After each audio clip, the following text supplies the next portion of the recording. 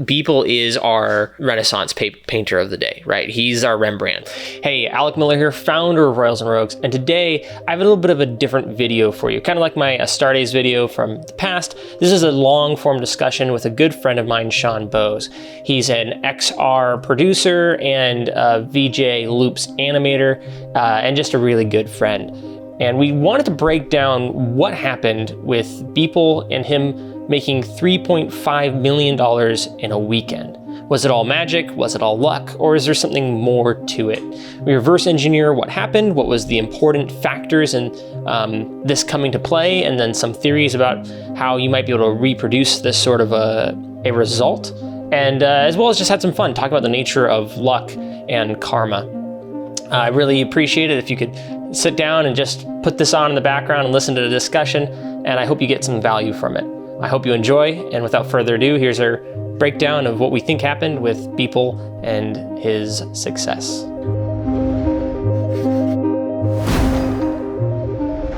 Okay, so craziness just happened this weekend. Is that when this happened? It's all a blur. I think this past weekend. Yeah, we just witnessed Beeple, who we've been, I think, both following for a number of years now. Not that that's any sort of claim to fame. Definitely. Pretty much everybody has. And he's just made over $3 million, possibly like 4 or 5 now, but at the time, $3.5 million in like 2 or 3 days. Yeah, 3.5 mil in a weekend. Which is absolutely amazing. Making, like, as he calls it, Beeple crap. Selling crap on the internet. Yeah, it is pretty incredible.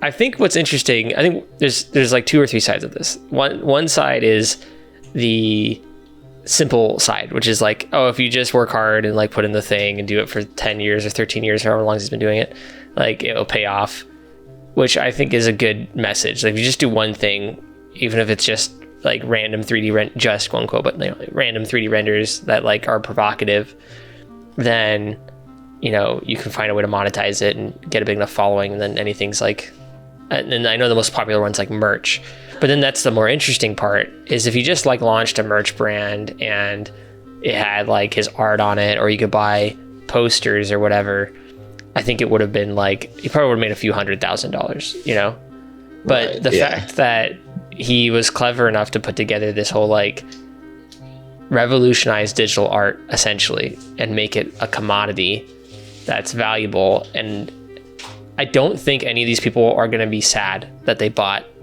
a first edition Beeple digital artwork.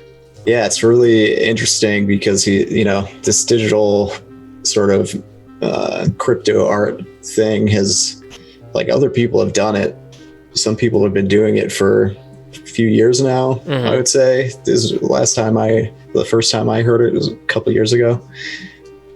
But this is just a completely different scale than anything else I've seen on it, and much more similar to like a traditional fine art auction, which is what really sets it apart. I think the good question is, why do you think this one was different? Like, what do you think made this work as opposed to the other ones that you've seen where people have tried to be like, it's a one of a kind, only doing a limited edition prints and stuff? Because I follow some artists that do that, and you can buy their prints, or you can buy a first edition. The first editions are way more expensive than the prints, and they make good money, but they're not making millions of dollars. Like, what's the difference that makes that happen as opposed to just the standard most artists that make digital art? And even if it's a limited edition, even if it's signed or has like, hey, it has a certificate that shows it's the only one. Yeah, and what's also interesting is that this isn't the first drop. He did one before this, like a month ago or so. That was just crazy still for the time, but not a fraction of what this was. So what was his drop a month ago? I missed that one, I think. I don't know the exact details, but he put out, I think, 3 to 5 like new pieces that he made just for his first drop, and they were digital only. It was around the election, so one changed to one of 2 options depending on who won the election. It like had that sort of logic built into it. That's fun. Which was kind of cool. Yeah, I think people saw that saw some potential in it and saw that he was thinking differently about this medium, even because using sort of that feature of switching based on world events or something, and then it's permanently, either there's like the Joe Biden peeing on something, or like this like hellscape with Trump like monstering through it. You sort of like have that permanent piece now, and the other one disappears. Just that he was thinking about this art form differently than like, oh, it's digital art, but you kind of own it. I think made it a lot more compelling and made the audience really see that there's something unique about this. Yeah, I think for me, some of the biggest things is there's a lot of things to like break down when you look at it, because it looks simple at first, like, oh, this guy just sold digital artwork and attached a key to it, now it's worth all this money. But it's like, it's more than that, right? There's one is the physical aspect of it. Like, people still want to have a physical item. They still want to hold something and be like, that's mine, and I can put it on a wall.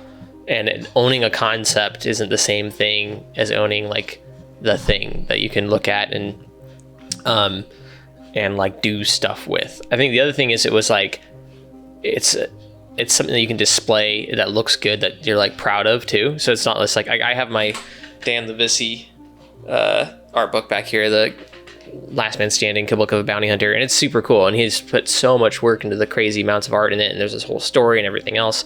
But like, you can't really see all the art, you can just see like the book, and then you can like look through it on your coffee table. But like, if I could put up that and someone's like, is that a Dan Levisi, like #1 whatever, and then it's like, oh yeah, like that's really cool. I think the crypto thing's important. The DNA thing's important. But I think something that like I realized I think was really important that I don't think other people realize is like, he's been able to tap into this audience where he's like friends with the Run the Jewels guys, right? And he's friends with like Grammy, winners, and so like, that's the other thing I think I realized is like, I was like, who's buying these? Yeah, that's buying a lot of them are. That's a key piece, is who bought these for $250 million. Yeah, but so he has the audience that has millions of dollars to pay for that, and that's what I think is actually probably the biggest factor that like I don't think people realize. It's like, yeah, the limited edition stuff helps and all this other stuff helps, but it's mostly he's been able to build this audience of like high profile artists and art like connoisseurs and stuff, and I think he got some of their attention, and like Bitcoin people and like people that have millions of dollars in these industries. I think by getting his audience so wide, and so like this year I felt like he really took off this year, and maybe I'm mistaking that, but I feel like Beeple has always been like he's been like a motion designer's household name, like Ash Thorpe, but he's not. Now he's like legit a household name, where like Joe Rogan is like, oh yeah, this Beeple guy does this crazy work. Who is that guy? Let's give that guy some props, because that fucking animation's amazing. BEEPLE_CRAP. And he's got this video of this Trump robot with glowing eyes and one artificial leg. And there are people that will bring it up, on talk shows, and artists that he's been, oh, I did a music video with Run the Jewels, I did this stuff, where people are like, oh, I know who they are, and I now know who he is. And versus like, I think if Ash Thorpe did a limited edition release, while it might be like arguably in my mind like better art, right, and more like painstakingly done and stuff like that, and beautiful and all this other stuff, like no one's gonna pay millions of dollars for it, because it's just not as well known. And so it's really interesting, like looking at that as a factor of like, oh, I wonder if like the better thing to do, rather than spending all of our time focusing on like building this core audience and getting them to pay like $1,000 for something, is like you get like, or $100 or $200, is you go and get an audience of like a few millionaires, right? And then you sell something to them, and it's way overvalued because they're able to swing that sort of money, and not overvalued in the sense of you don't deserve it or whatever, but it's just like I could do that if I released the same exact thing people did. No one would give a crap. Or if you did, yeah. Because that's something we also learned by launching this course, was like, oh crap, these people have no money. right? Like it was Right. like, oh, these people are using Blender and they're using it because it's free. And then they're also not even like, they're like pre-students or just students and not even looking to freelance yet. So they don't even have money from freelancing to spend to reinvest in growing the freelance portfolio. It's like, I'm about to start freelancing and I have zero money. And then you want me to pay $400 for this course? Like, get out of here. And that's something that like I've been really realizing is like the audience is way more important than we realize. And like, I think that's for me, this thing with the whole Beeple thing is like, oh, why could he make $1 million and this artist I like that's way better doesn't? And it's like, well, do they have followers that make millions of dollars, like that, or hundreds of thousands of dollars that they can drop on an auction like comfortably without like losing their minds? I do want to know if anyone dropped like $100,000. That's their entire savings. Like that's their whole all their money. Yeah, I was trying to look into who some of these people are who are like in the top, some of the top bettors. Does it say? Does it like list them? Yeah, it lists everybody. There are musicians and DJs who made that $100,000 on one show. Yeah. So the complete collection is the one that sold for $777,777.77. Okay. It was bought by a user called Illustrator. Interesting. Who is Tim Kang. If we could Google that dude. He's an actor. He's a American actor known in his role in The Mentalist. Okay. And Magnum PI. He had some that were just digital pieces that were just sold for $1. Mm-hmm. There was only 100 of them. I think they were different. They sold for $1. Mm-hmm. And then, you can resell those. So that sort of gets your everyman involved. And then he had these 3 open edition pieces that were like $969. And however many were bought in 5 minutes is how many are sold. And there was like somewhere between 123 on one of them and 271 on the other one. So he made like almost $600,000 off of those, like $1,000 pieces.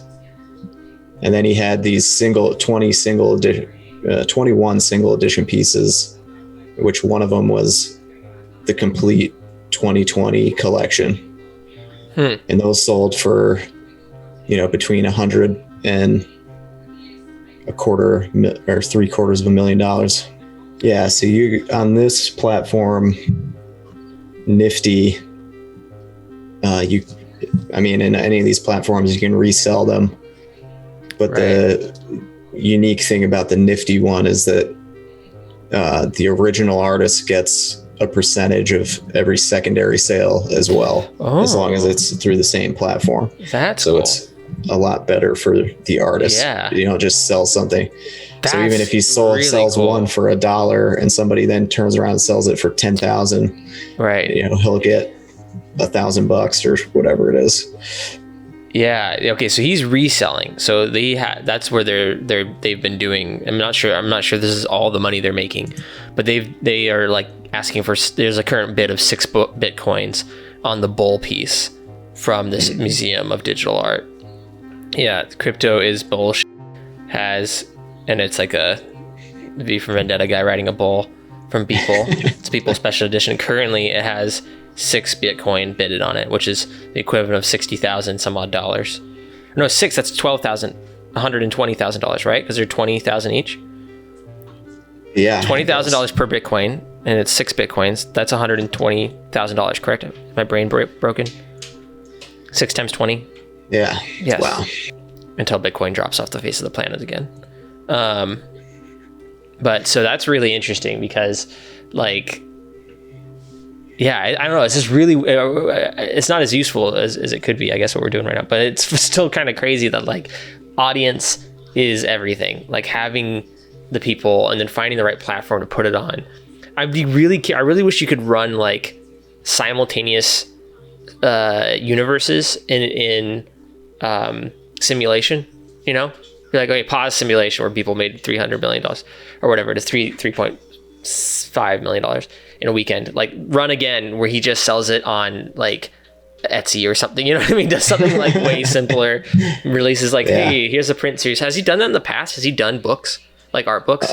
He's done like once. He did like some prints or something, I think. All of his prints for years, and nobody buys them, so we can talk about it. Yeah, he sold them on his site. You could just order them, but they weren't like unique or anything.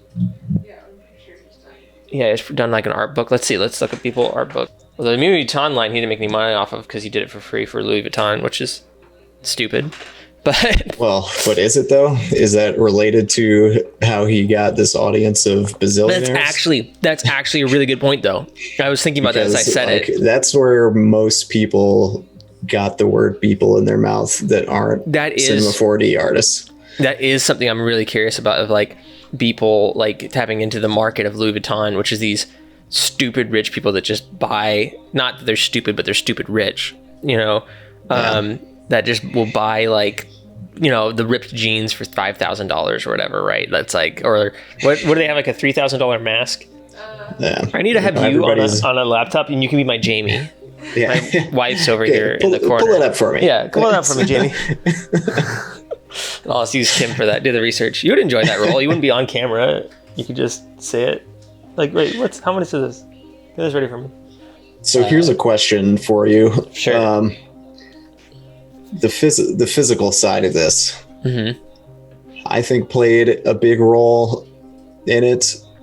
I think you do too, but does that sort of negate the role of blockchain in this whole thing? Like, what's the point if it's a physical object now? Well, one is the keeping people from copying it, right? So because it's physical, if someone makes another physical replication that's very similar, like I actually wish more things in some ways had a blockchain code attached to it, where I could like test it to see if it's the correct one. Because it also, the blockchain code leads to a unique site too, right? He said like it takes you to like, hey, here's like, you can put it in and QR scan this, and it's going to take you to your version and tell you this is verified. So, I mean, you have to protect it. You don't want like someone to be able to copy the QR code or whatever and figure that out. But I think, to me, it is valuable in that sense, because there's like, I'm in the whiskey scene, and there's whiskey collectors, and it's not uncommon at all for someone to unseal and then reseal a bottle and put crap in it and then resell it for $10,000. And it's like, there was recently a story about that happened at a hotel. A hotel had this multi-$1,000 bottle, and the guy came from like a long line of like bar people, and so he's like, oh, I want to give it a try. So he paid $1,000 for a single pour of this whiskey, and it was like not good at all. And then they found out they had bought a tampered with bottle when they originally bought it at an auction or whatever. And it's like, so more tools to prevent that, I think, is a good thing. You know, having a sensor in the top of the bottle that changes the code when you open it, you know, stuff like that is things for people to be thinking about into the future. You know, when we have this stuff, I want crypto everything though too. Like, that's the other thing, is I'm like freaking, like, Instagram just changed their terms and services, right? And it's like, we pretty much own you, is their new TOS, by the way. So that's fun. They now have copyright to all of Beeple's art. That's one of the things they changed, is they don't own your art, but they own the rights to show it and repurpose it. So that's one of the things that's kind of like, but there's way more stuff than that. They're going to track your mouse movements now and everything else. It's all in there. You can read it. It's painful. It's really painful. And they're like, we need this to do better serve you. I'm like, I want everything encrypted. I want everything. I want my milk jug to be encrypted, and it's like not tampered with. I opened a bottle of aspirin. Like, you know, I'm completely fine with traceability and me being in control of the traceability. That's what's really painful about so much of the tracking stuff right now, is it's all done to me and I don't get any of the advantages of it. And so it's like, cool, you know, Facebook knows where I'm at any given moment, but I just get to be told what that is and how that's like why I need it for me, rather than if I could like actually have control over my personal location, and then I know who can see it, and I can see everybody that's ever accessed my personal information. Like, that's valuable to me, because then I know who's where that's going and whatnot. So as far as the physical item goes, I think there is some validity to that. it's less important than if it wasn't like crypto. The whole effort, like you were saying with crypto, is like to assign a permanence to something that's digital and not physical. But I think it helps. I think it's another layer on top of it. It's more like a much more valid signature, or like a much harder to copy like certificate of authenticity. So yeah, I can see that side of it. Because like my sister has a Louis Vuitton bag that we bought in the Philippines from a knockoff wall there. So and they were like, hey, if you want to give us another $100, the bag itself was like $15, but like, hey, if you want to pay us $100, we'll give you a certificate of authenticity too.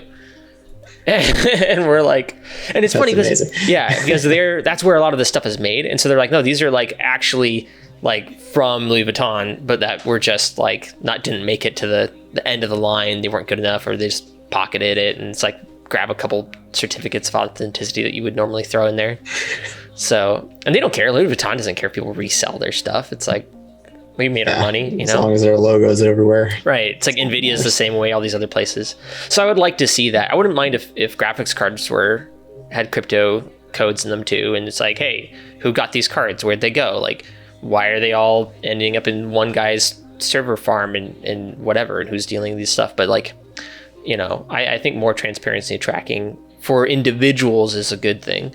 And then hopefully we can find ways to use it against our government overlords one day. But so then another angle on the physicality thing, do you think the physical object's role in the success is the uniqueness or the ability to display it as a trophy? Yeah, I don't know a ton of collectors. I don't know a ton of millionaires. I know a couple. And the ones I know really like displaying things, and they like most of all is showing you things that nobody else has. Because when you can buy anything, like it's a given. So if you have like, you know, if your net worth is above like $10 million, it's a given you're going to have the newest whatever. Like you're going to have a Tesla, and then you're going to have another nice supercar, and you're going to have, you know, 3 or 4 of the latest, you know, iPod Airs, and you're just going to like throw them around. And if you've been around the kids of these people, it's even worse. It's just like they have it and they're just like, they'll literally just take their phone and like throw it in the pool and be like, I can get another one. It doesn't matter to them. And so what is hard to get is something you can't replace, and something that nobody else has. And that's really rare, which is why a lot of these people, like, it makes total sense to me why everyone's like, you know, psychos and into these weird sex orgies and stuff like that when you get to this level, because it's like, what can I have, right? And so you're like, oh, well, they want to hunt people. It's like, that's weird. Why would you ever want to do that? It's like, because you have, like, everything else is boring. Like, you have everything.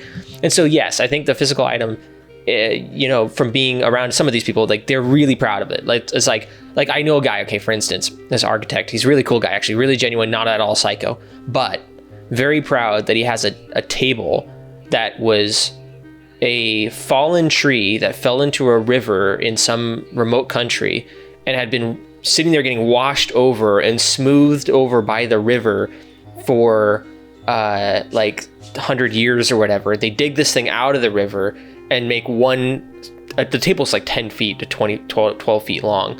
So it's like a 12-foot long, you know, 6-foot wide table made of one solid piece of antique river wood that doesn't exist anywhere else, from the certain island in some place. And he's like telling us all, like, he's like, they had to ship it in on a freight container, and then they had to helicopter it into the house, like they had to lower it with a crane, like it was insane. And I'm like, all I'm hearing is just how rich you are, right? But like what he likes about it isn't necessarily that it cost him a ton of money.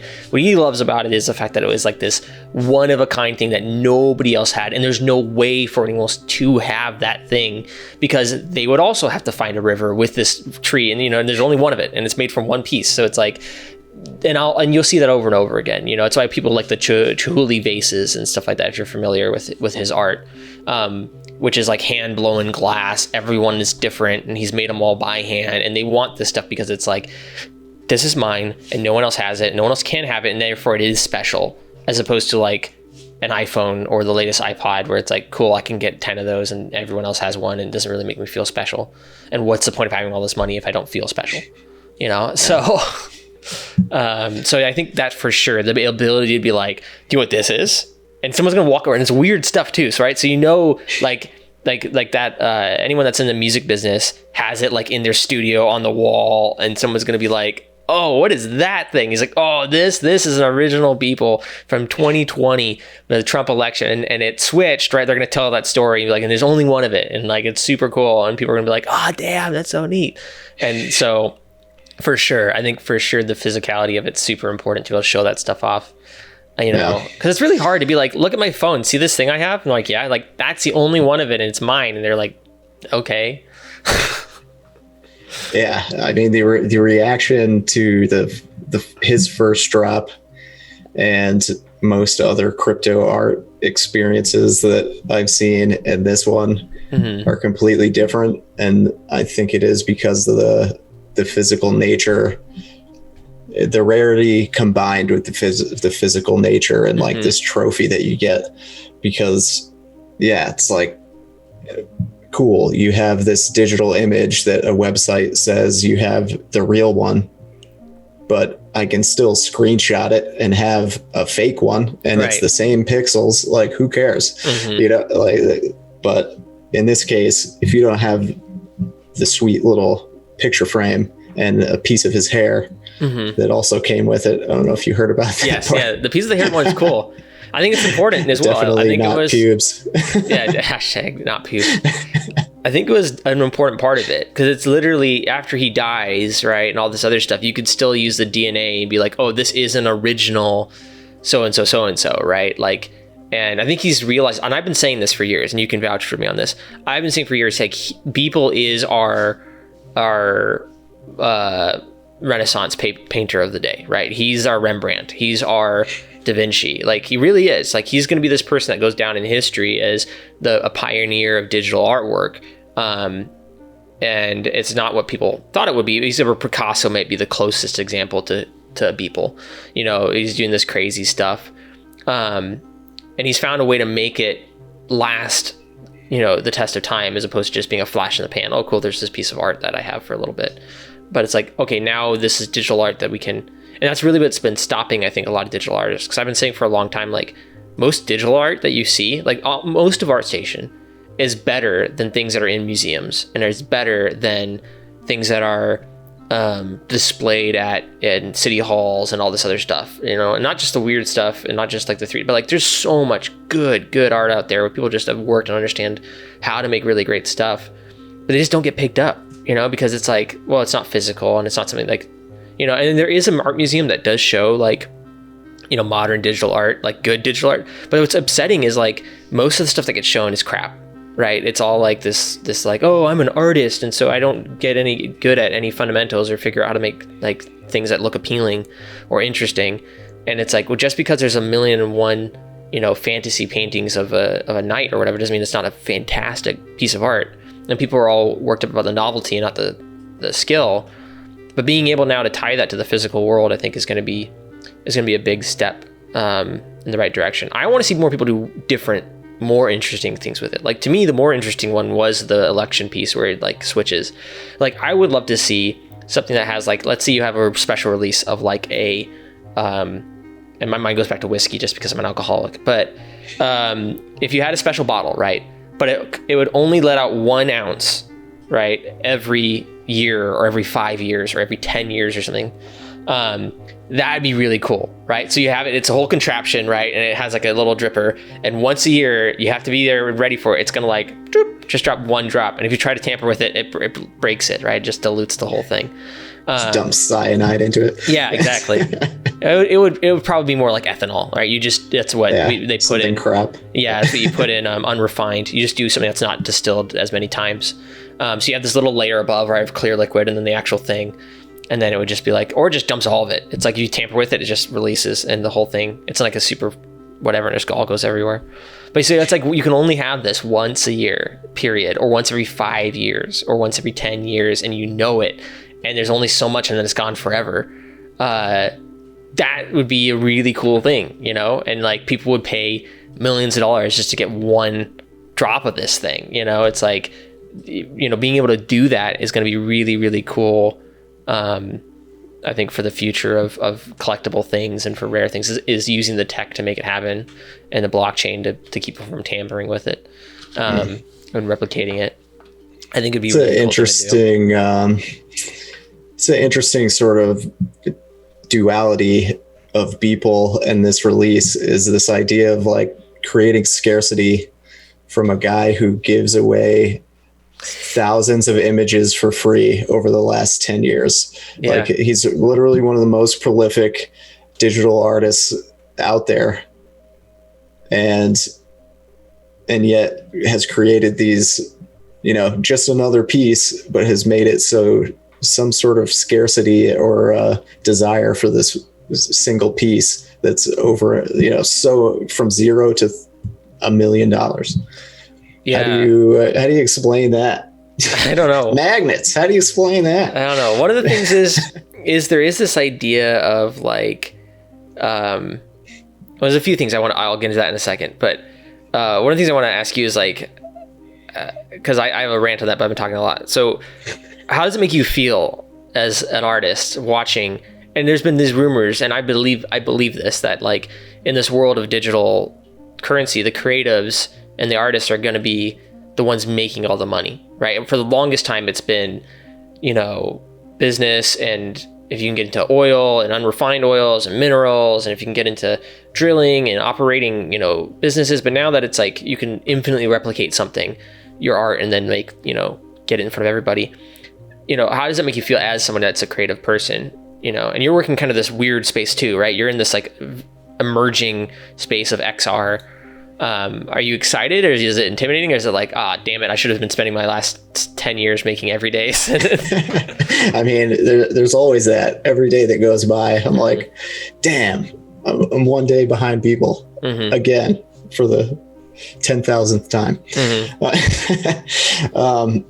But it is encouraging, I think, because it shows that there's, you know, there are these avenues and new ways that art has been commoditized through commerce, and now it is sort of swinging back around and can enter into the world of things like art and things like that aren't so mass produced, that you can make money as an artist, not just by, you know, grinding away and producing as many pictures as you possibly can for which I think is really interesting and encouraging, that you can make money from pure art, which is something that, you know, traditionally a few people can do, but not so many. But this combination of the democratization of the internet and some of this new technology that can add scarcity to mass-produced goods is, I think it's an interesting combination. It's going to create some really interesting possibilities for artists in the future. Yeah, and that's a really good point. You just brought up something that made me realize another factor in this, and because it looks simple on the surface, right? Like you just did art for 10 years, but another factor for sure is Beeple's very, very unique brand, and he was the first, right? Everyone started copying him, but like his really unique, like raw throw up, you know, on a page type stuff, and you know, Buzz Lightyear with boobs. I'm not sure why he's so obsessed with poor Buzz, but Buzz Lightyear on a pig, Buzz Lightyear, you know, whatever, and like, you know, people drinking stuff out of orifices and like all of his things, and there's some really beautiful stuff. I'm like, I really like that. Maybe make more of that. But like, he really stands out, and he stands out, and it's, you know, especially this year, is like political, but also like not really choosing a hard stance politically. Like it's something that's just offending everybody, and getting a ton of attention. And that's one of the things I thought about too. I was like, would I buy a art piece from another one of these, like these people that just run, I give them a bad rep, like they're doing more work than I am, but well, more Instagram work, not necessarily more paid work, but they're just doing like a, you know, it's like, oh, here's a soft body dynamics, and model of a face, go, right? And it's like, here's like a dancing, motion cap person, and then a physics sim, go. And then it's like, I wouldn't buy those. I don't really think those are all that unique or valuable. They're not making a statement. There's nothing more to them than just, I ran a sim and it looks kind of interesting. And I was thinking, whose would I buy? And I would buy Bill Ellis, I think is how you say it, but one of his, like, if he did a same thing, a crypto art, it's like, hey, here's the thing. It's like, well, he has a unique enough vibe that is all his own. That's what I would do. And I think that's something that to consider as well, as Beeple has this, like, I'll see something now and then, I'm like, is that Beeple? Or is someone trying to be Beeple? Right? And that's a good place to be, where someone sees something, they automatically attribute it to you because it looks like what you're known for. Yeah, I mean, he is definitely found an interesting and unique voice, and has been able to sort of stay ahead of the copycats by being so prolific, and really just, really developing that voice over the last 10 years. And I don't know if that only applies to, free things or right acts of generosity.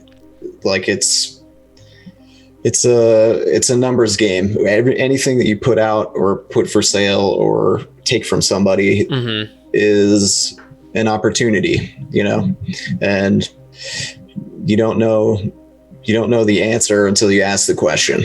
So you just need to keep putting these things out there and see what happens. Right. Yeah, exactly. It's like I said, it's like proposing a whole bunch of questions. It's like unsolved equations. It's like, what would this look like if it was solved? And then someone else happens to come with their answer to that, and then it resolves. But it resolves, down the line. So it's this half an equation that you put out and the other half the world puts out.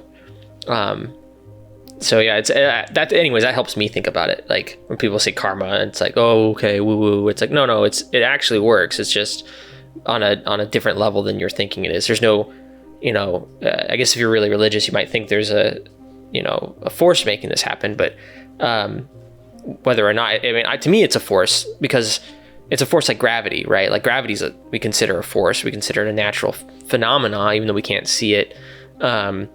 So to me, whatever that thing is, we've labeled it, karma or justice or whatever, but like, we just haven't come up with a proper theory of it and said, like, here's specifically how it works. But I think you could, if you tried hard enough.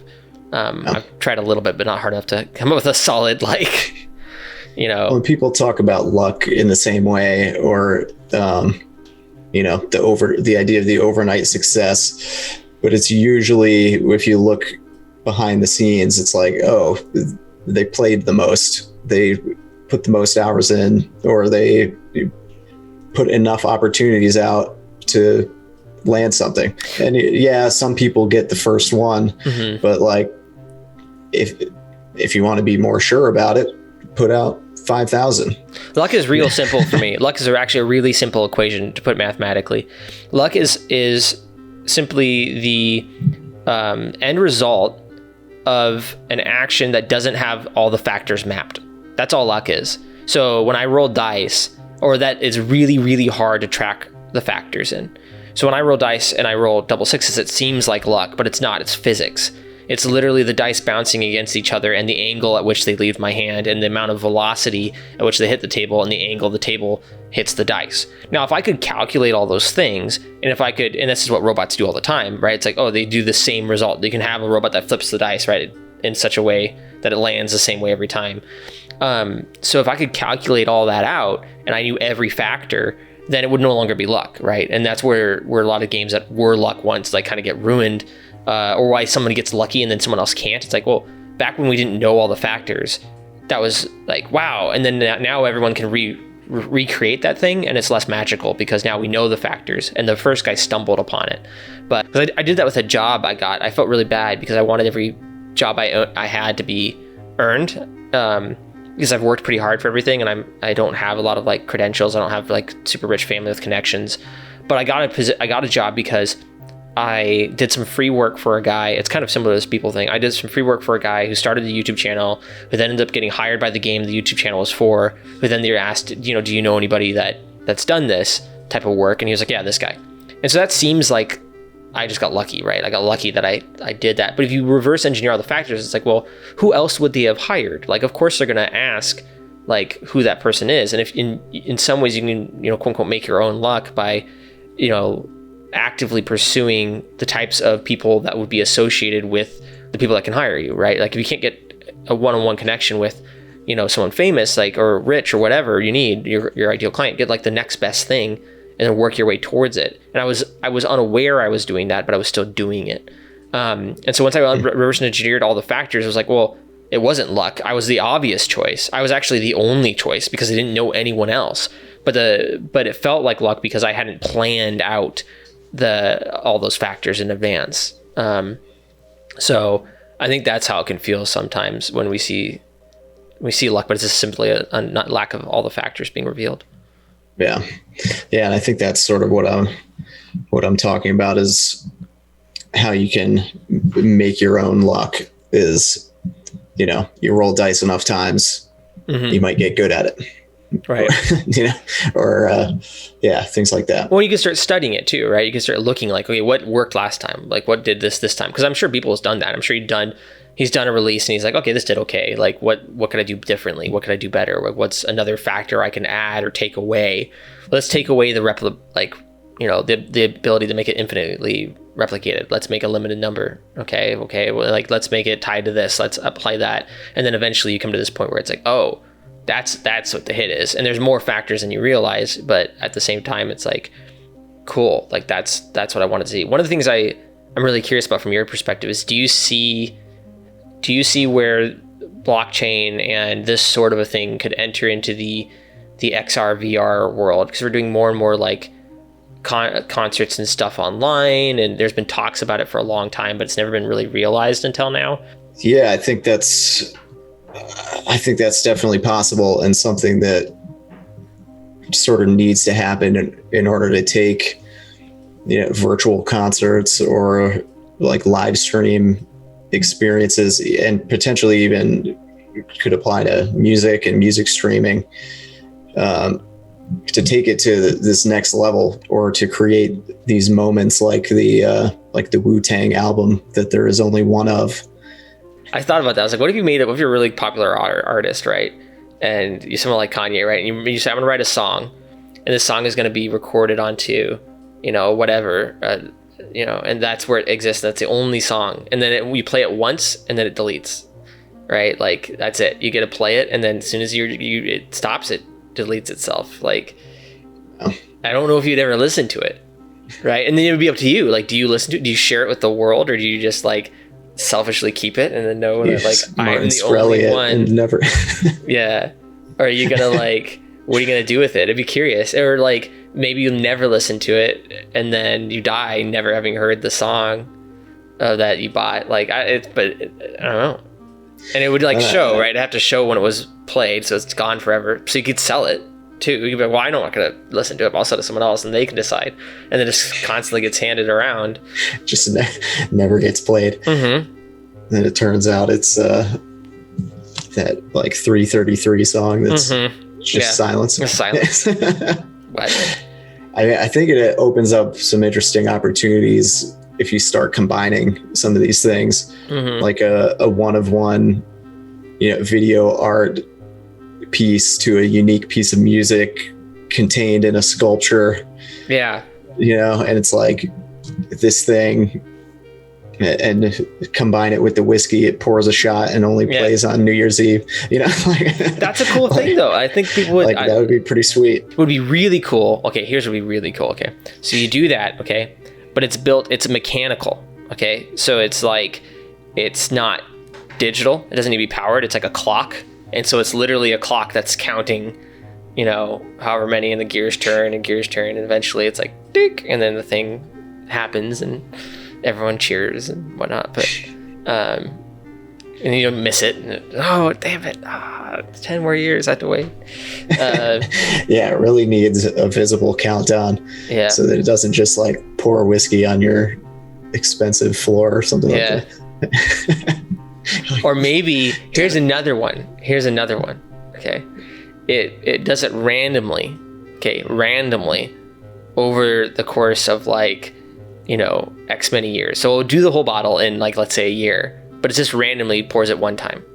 And so you're just sitting there with like, oh crap, I just did it. Like you have to be waiting for it all the time and like running around. I don't know. Weird ideas, dude. Weird ideas. Sounds inconvenient, but you know what? People will pay for it. Art. Yeah, man. Art is weird. I wouldn't put it past There'd be so many people. I would love to see that though, and I'd love to see. I gotta believe a lot of these artists do this stuff just to make people like pissed off. Because I have friends that'd be like, "Why the hell would you ever buy that? It's the stupidest thing ever." And it's like, that's the point. Like, sorry, I feel that way about so many. Banana duct tape to the wall. Yeah, that one's a painful one. Because that one's painful and like it's so stupidly simple. At least like the crypto stuff is like unique and it's at work, and like even the whiskey drip thing is like at least it's like something in there that's good that you actually want. But like that one still hurts even me. Yeah, the fact that you buy it and because the banana has rot over however much time, somebody with white gloves just duct tapes another banana to your wall. You just keep replacing it. Yeah, I don't really understand how that one works. The Banksy one was cool too, where it shredded itself. Yeah, that was great. I mean, yeah, it's just the idea and the execution and the media attention of that. So it all came together. Yeah, I would definitely. That's something that if I was an artist, I'd for sure do. Like if I was someone that's church, I'd be like, "Here's this thing you bought it, and now it destroys itself. Have fun." And now it's worth even more or whatever because it's half destroyed. But yeah, there's some fun stuff like that. Can you imagine in like 100 years? Okay, there's this kid sitting in class, and this teacher's pointing at this Beeple artwork of this bull and this anonymous guy writing it, and they're like, "You don't understand." So the significance of this art is the bull represents a bull market where things are going up in value. And the mask is anonymous, which is because it's a cryptocurrency and blah, blah, blah. Like, and they're breaking all this down, and his Beeple's is literally like lol money joke. Like he's like, I memed this in an hour. And then people are just looking at it like, and you see he's so fat on the bull because it's decadence, and it's an example of how like whether they know. And then there's guards guarding it with guns to show the violence of money and like breaking it all down. Like it's gonna happen. You know it's gonna happen. That's all art though. It's like the reason this is pink is because of the religious significance. It's like actually pink paint was just like the king's favorite color. Whenever I see stuff like that, I'm like, maybe that was the case. Maybe they will be interesting. Beeple in art history. I mean, it wouldn't be wrong, right? All this stuff about the Beeple stuff wouldn't be incorrect about the like, oh, the Trump thing means this, and why his face is Hillary Clinton is because of that, and like, but like, it's not exactly wrong, but he didn't exactly mean all of it. Like, he just kind of was like, dude, this is a weird thing, and like, the general idea is there of like corruption or some weird thing, but it's like, yeah, it's like the dude's been watching Fox News and CNN at the same time for the last year. He's going insane. All right. Yeah. It is a good way to go insane, probably. Yeah. There's so many of these, and oh man, that I would love just to see. I should do that. I should start a channel where I just break down, call it Breaking Beeple, and I just break down his art and what's what and why it's meaningful. See, Buzz Lightyear represents the future and space travel, and you know, whatever represents this and it means that, and this other thing, you know. You see, the human centipede is just going on and on. Oh man, Ocean Spray. That'd be good. We should do that series. We'd have to get very drunk and then do that series. Drunk art analysis. People art analysis, weekly art analysis. It'd be fun to do. If I had a Patreon or something, I'd do that, like weekly art, where we just break down and BS about what this art means. Some of them are good. There's this one pretty California. Yeah, it's just a guy walking through a burning forest. That's a really good one.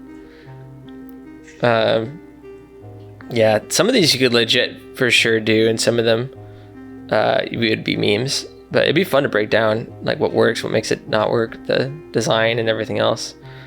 You see Abraham Lincoln spanking a naked Trump because Trump said he was the most loved president since Abraham Lincoln, and that's not the case, or whatever.